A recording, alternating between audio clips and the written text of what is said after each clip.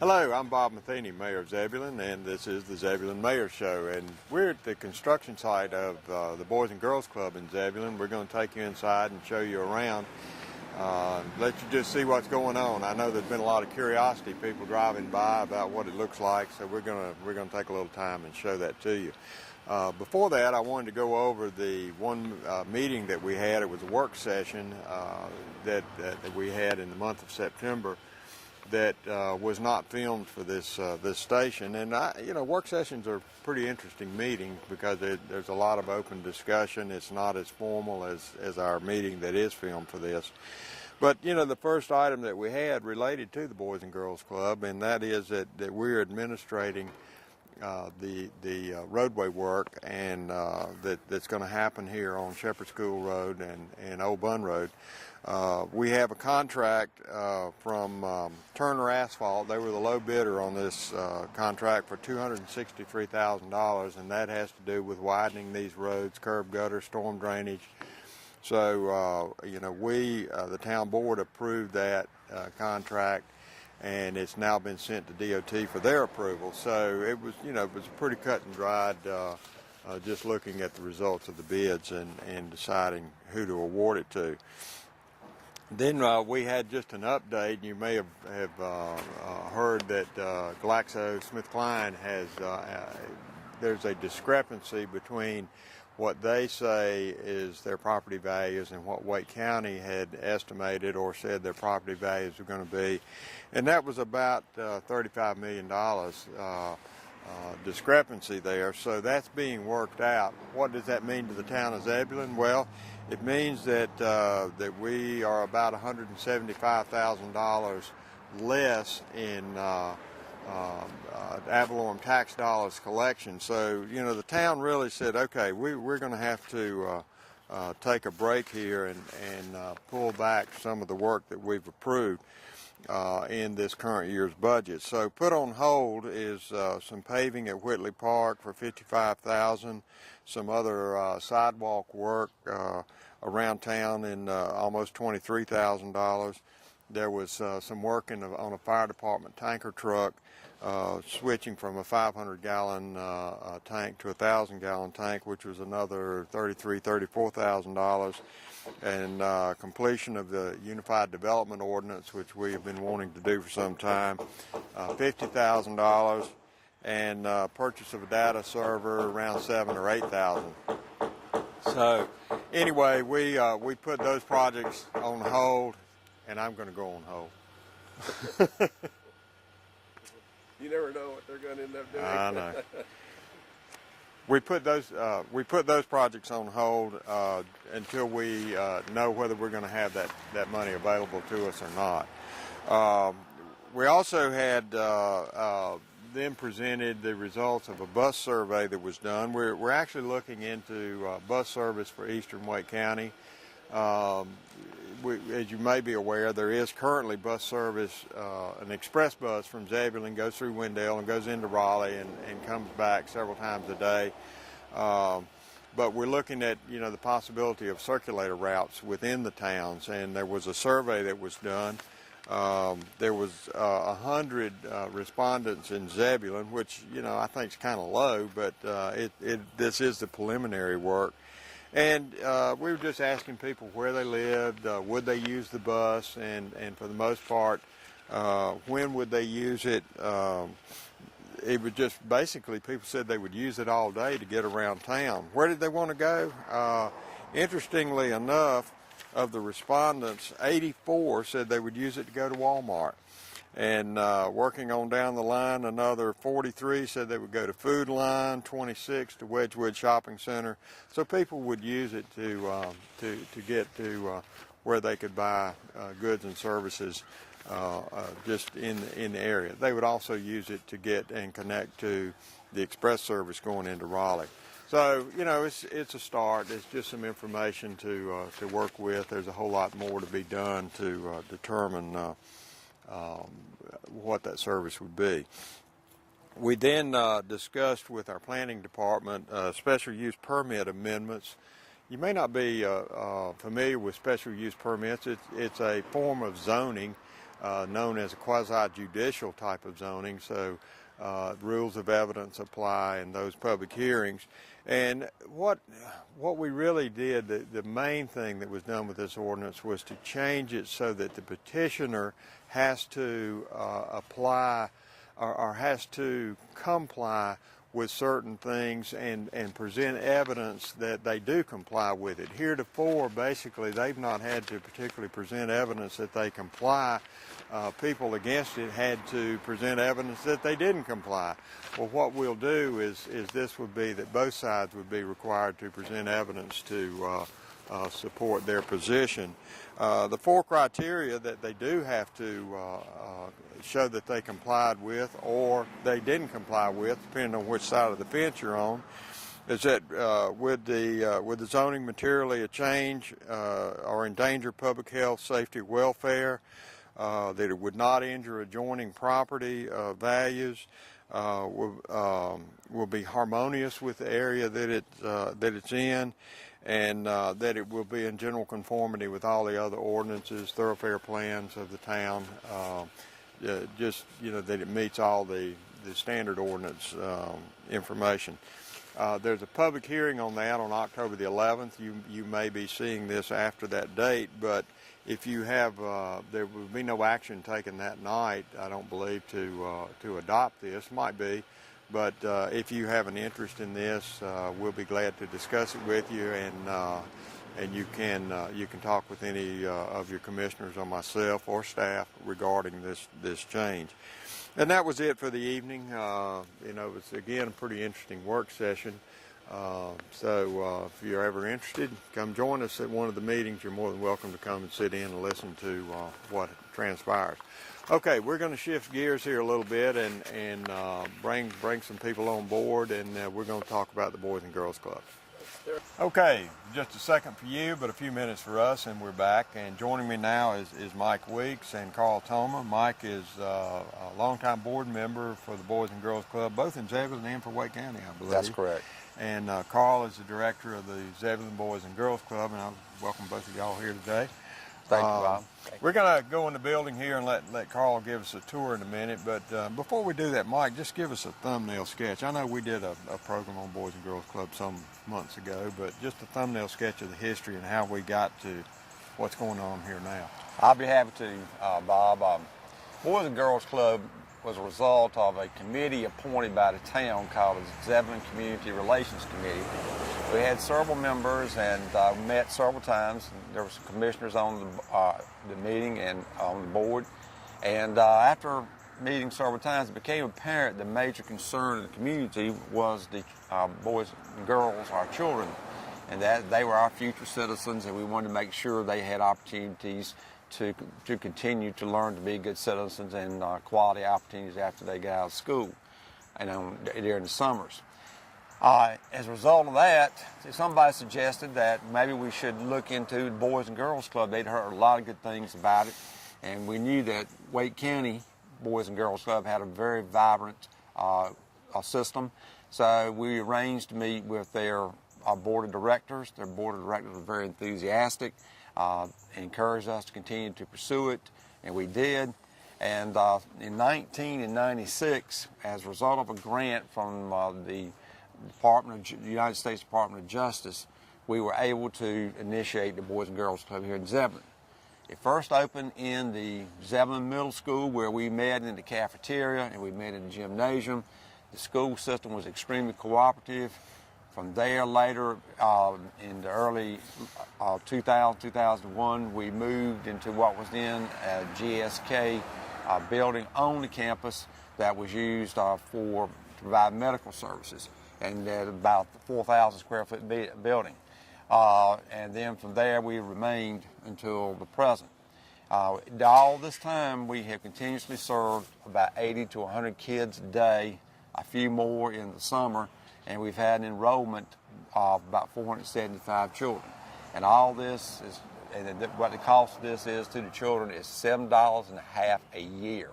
And that is the major cost. We've been well staffed and we've been well funded by Wake County Boys and Girls Club. And also we have locally, we have a local board made up of local citizens that has continuously had fundraisers to supplement the operational cost and also to maintain our building sources. Okay, well, thanks, Mike. You know, we got a great building here. That's been a dream for some time, and you might want to tell us just a little bit of how that evolved financially. Yes, I will. Yeah, we're looking at a 15,000 square foot building. And when you compare that to what we have today, we have 3,800 square feet. Right. This building, I don't know what the occupancy rate is going to be, but we feel like at times we have 500 people may be able to allow to be in here. We're looking at expanding our membership considerably. We're probably looking at the daily occupancy being somewhere around 180 to 200 people. The way this came about was the Wake County Boys and Girls Club knew that we needed to serve more kids in this area, came out and did a survey, and then they decided that Zebulon was going to be their #1 priority if they built a new facility. And this really got jump-started by the B-1 campaign, which is a major capital campaign that Wake County Boys and Girls Club has undertaken. Their goal was to raise $12 million. All that $12 million, the first $3 million that they raised was earmarked to build this building. But then in 2010, we got, through your efforts and through others, the Wake County Commissioners awarded us a grant of $550,000 for this project, and it had to be spent by July 1 of 2011. So that jump-started the building program, and we in Wake County Boys and Girls Club immediately made arrangements to borrow the additional funds and whatever. And as a result of that grant and the commitment of Wake County Boys and Girls Club, we broke ground here, and we were able to spend the grant money before July 1 of this year. Met the deadline, right? Yeah. So, in addition to that, we have a local capital campaign committee made up of several local citizens, and our goal is to raise, through our campaign committee, $1 million to serve this particular project. At this point in time, we're roughly about halfway there, right, but we're real confident that we're going to make it. Meaning all donations are accepted. Exactly. All right. Well, we'll talk about that a little bit more. Well, thank you. Thank you, Bob. That gets us to this point, and we're going to go inside and let Carl tell us about the great future starts here, and what we can expect, or what people can expect when they come and visit with us. So let's go inside and take a look at what's going on. Happy to give you a tour.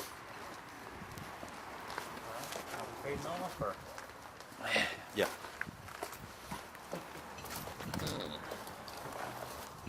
All right, well, we've moved inside the building, as you can see, and Carl's going to tell us a little bit about what's going on in here and how it's going to be used.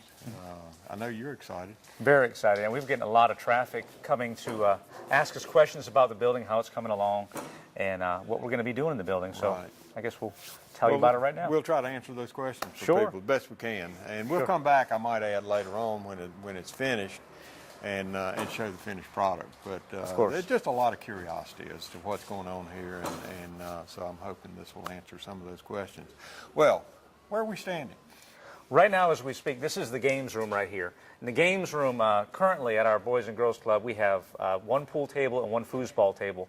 This games room will have 3 pool tables, 2 ping pong tables, 2 bumper pool tables, 2 foosball tables. So you're talking about 50 kids will be able to be in this game room comfortably.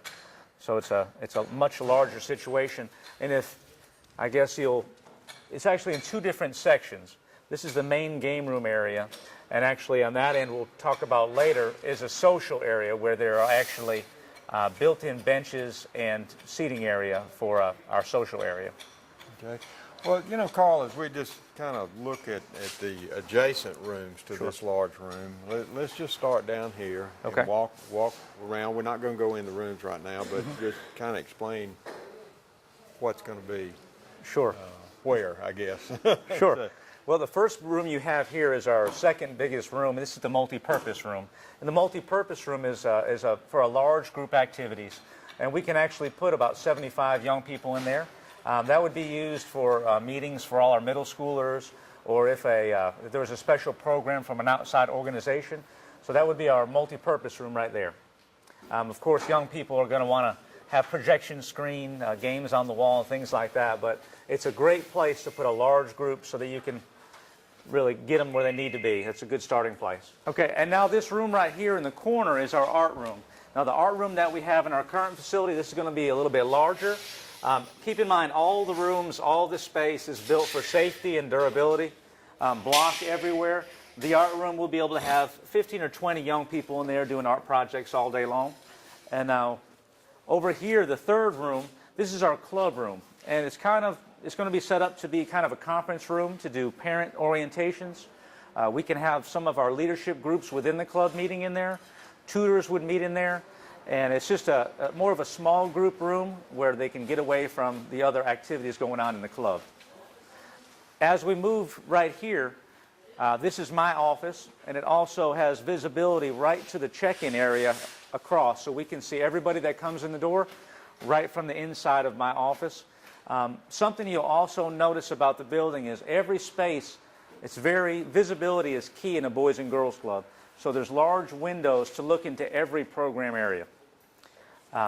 After my office, the very next room is our teen room, so I'm very close to the teens. Once again, good visibility. That'll be an area where they can actually store their belongings, they can do their homework, and they can have their own dedicated special kind of territory where they can get away from the younger members. This is for ages 14 and up. And they're looking forward to that because they don't have a space like that right now. As we move around into the games room area, this is that area that I spoke about, the social area. And we're talking about having some tables that are actually mounted, and also some seating area that are going to be mounted benches for young people just to sit and just to be social.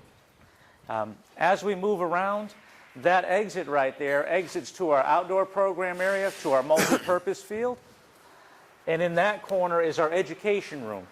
The education room will be like our current education room with a larger library, more seating, and we'll be able to have 26 kids in there comfortably doing their education, doing their homework, and the tutoring will happen in the club room. As we move around, the next space is actually our computer lab, and the computer lab is much like the computer lab that we have right now, but it's larger, and it's actually designed to be a computer lab with a countertop all the way around the room, 12 computers, and once again, you can't see it from here, but there's a window for that visibility into another full-time professional's office, which is the last space in the corner over here. And then once again, we've got plenty of storage in the building.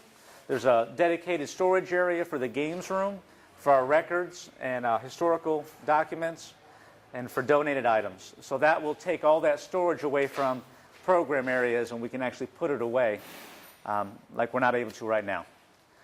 All right, picking up the tour, this is actually the entryway into our gymnasium. And as you go to the right, this will be our check-in counter. Members will actually walk in to the facility, and the first thing they do is they will check in on a computer themselves.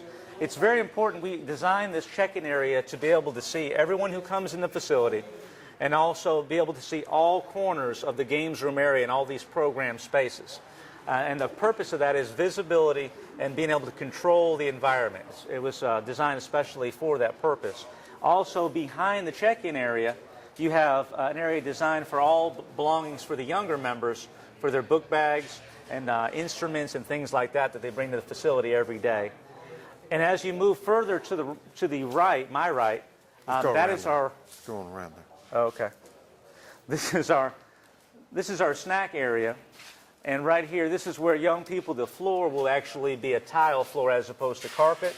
They'll be able to eat their snacks here and unwind. There'll be snack machines, a water fountain, and it's just an area for them to unwind after they get out of school. And I guess we're going to move towards the gym now. Yeah, let's go to the gym now. Okay. You might point out that on the way to the gym, which we're probably not going to film, is where the bathrooms are. Yes, right down this hallway, there's the bathrooms on the left for the boys and girls, another water fountain. There's another full-time professional's office on the right, and on the left is the staff bathroom and showers in this hallway as we go towards the gym. Okay, let's go see the gym. Okay, welcome to our gym. This space, just to let you know, is actually larger than our current operation by itself. This room right here, we'll be able to do all sorts of activities. You see basketball goals, but in a Boys and Girls Club, that's just one of many, many activities that we do in the recreation part of our operation. We have got 4 goals, as you can see. There's gym storage over here. We have an area where we have our washer and dryer right over here on the wall, and a large gym storage to store all our equipment and supplies for the recreation program.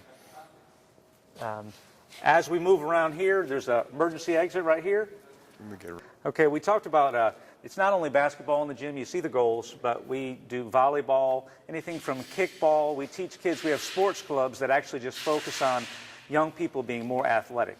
And the more athletic they are, especially in a middle school age, they can get on any team they want to because they have the coordination and they have just the fitness level to be on the teams. For instance, on the volleyball team right now, 4 of the starters are members of the Boys and Girls Club. So I'm sure they'll be looking forward to playing volleyball in our gym also. As you move around, right here is that office that we spoke about for the full-time professional. Once again, there's a window looking into the gym so that you can actually see everything that's going on. So my full-time professional can actually watch the part-timers, make sure everything's going well in the recreation area. And right here, thanks to the Rotary Club, we'll have a concession stand. This is actually looking into our kitchen. So you just have to imagine a roll-down window right here. Kitchen will be full service. There will be a stove in there and a dishwasher, a refrigerator, and we'll be able to do nutrition programs in there and also sell concessions. As you walk over here, that's actually the exit of the gym, and it opens up into our outdoor program area that I wanted to talk about next. Okay. Well, Carl, tell us where we are now. This is a rather unique area of the building, I think. It is. This facility is not only, it's the biggest of all our facilities in Wake County in the Boys and Girls Club, but this is the only facility that has a dedicated program area that's outdoors that actually is sealed off from the outside. So what we have out here in this outdoor program area, we have garden beds that'll be raised. All of our clubs, besides Zebulon up to this point, have had gardens. Ours will actually be protected because of the way this is set up. This out here in this program area also will have outdoor seating, kind of like an extension of our snack area. And we'll be able to run not only agricultural programs out here, but we'll be able to run programs out here when the weather permits. So it's another whole program space that actually adds to our square footage of the total facility. Well, this is a really unique area, and it's a unique building, and you have every reason to be excited about We are very much. what's happening. Let's talk about schedule a little bit. What's the schedule for completion? Now the schedule, we're looking at populating this building and be in here running programs in February. And that's what we've been telling everyone. We haven't set a grand opening date, but we're looking at getting in here in February, and we're very excited about it. Well, let's talk about some of the programs. I mean, we've touched on volleyball and we've touched on basketball and game rooms and this sort of thing, but what are some of the various programs that the Boys and Girls Club offer to the kids that are members here? Yes. Well, first of all, we start off with our homework help program, which is Power Hour. And that's, when you're talking about education and career development, it's a key program for the Boys and Girls Club. And now everybody mandatorily participates in that, and they'll do between a half hour to an hour to work on their homework. And we also have tutors that come in to help the kids that need the most help, more of a one-on-one or a small group setting. And that's all age groups. Now, once they finish their homework, we have areas of recreation, as we talked about in the gym, to where they might be in a sports club or they're doing triple play, to where they're trying to get a half hour of physical activity to keep them healthy physically. Now, we also have life skill programs like Smart Moves, Smart Girls, Start Smart, Stay Smart. Super Seed with 4-H is going to be coming in October, starting a pilot program out in our current facility. They'll bring that over here also. And all those programs, and there's a few others, they focus on healthy lifestyles, nutrition, good decision-making skills. It's all about healthy lifestyles. And then we also, a big thing is character leadership development. Now we have our Torch Club, Keystone Club, Junior Staff Program, and there's other programs that focus on getting young people to give back to the community, to be leaders in their community, to be good citizens that make good choices. And that's a very big, important component. Right. Also, the arts. A lot of kids have no exposure to the arts. So our art program prepares kids to explore their artistic capabilities and to prepare for our annual art exhibit, and also to get on field trips to where they can be exposed to plays, Broadway plays and musicals and things like that, just so they can get a broader sense of what art is, ballets, things like that.